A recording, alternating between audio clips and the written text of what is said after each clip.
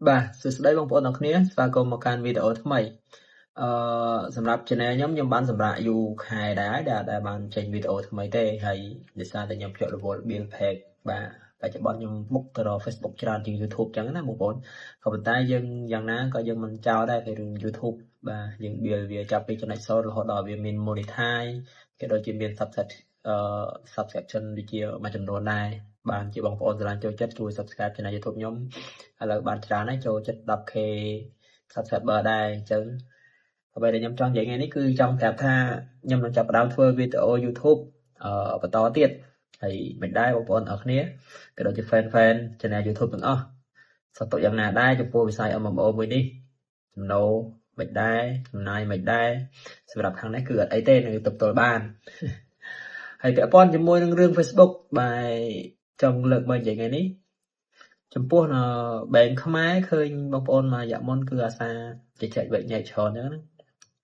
សម្រាប់ bank ខ្មែរគឺយើងអាច set up ដាក់ជាមួយនឹង Facebook បានមែនក៏ប៉ុន្តែតើយើងមាន technique ខ្លះដែរនៅក្នុងហ្នឹងទើបយើងអាចប្រើបានមិនចេះតែ set up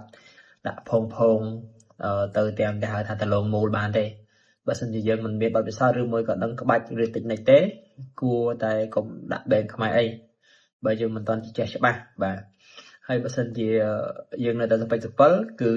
PayPal ហើយ bank ក៏ដូចជា Payoneer អាហ្នឹងគឺច្បាស់ 100% អាចទទួលលុយពី Facebook បានដោយអត់មានហានិភ័យហើយបើសិនជាបងប្អូនចាប់អារម្មណ៍ចង់បង្កើតលើគណនីទាំងអស់ហ្នឹងគឺខាងខ្ញុំមានទទួលបង្កើតបាទដូចជា PayPal នៅ UK ឥណ្ឌូនេស៊ី ហ្វីលីពីនហ្នឹងគឺសិតតែអាចដកលុយពី Facebook បានពិតៗហើយនឹងអាចបាញ់មកខ្មែរបានដោយសុវត្ថិភាពហើយនឹង Payoneer ក៏ដូចជា Ybank តែ Ybank បច្ចុប្បន្នដូចជាតាំងពីក្នុងការបង្កើត PayPal ហើយជាមួយនឹង Payoneer គឺនៅបង្កើតបានធម្មតាអញ្ចឹងសម្រាប់បងប្អូនដែលមានចំណាប់អារម្មណ៍ចង់បង្កើត PayPal ឬមួយក៏បង្កើត Payoneer ដើម្បីទុក set up រកលុយជាមួយនឹង Facebook អាចតាក់ទងមកខ្ញុំបានតាមរយៈ description ខាងក្រោមខ្ញុំដាក់ link Telegram ខាងក្រោមហ្នឹងហើយបងប្អូនណាចង់បង្កើតអាចតាក់ទងមកខ្ញុំបានដែលយើងមានការបង្កើតឲ្យបងប្អូនក៏ដូចជាការ support ឲ្យបងប្អូនត្រឹមត្រូវរបៀបប្រើប្រាស់របៀបអីចឹងទៅហើយបងប្អូនមានចម្ងល់អីអាចឆាតសួរខ្ញុំបន្ថែមបានហើយមួយទៀតពាក់ព័ន្ធជាមួយនឹង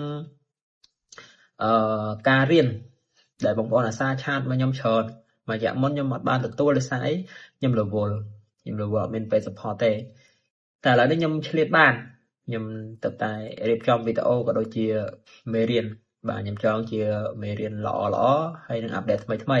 អញ្ចឹងអាចបងប្អូនដែលចង់រៀនតាមវិស័យហ្នឹងអាច inbox មកបានក៏ដូចជាសួរនាំ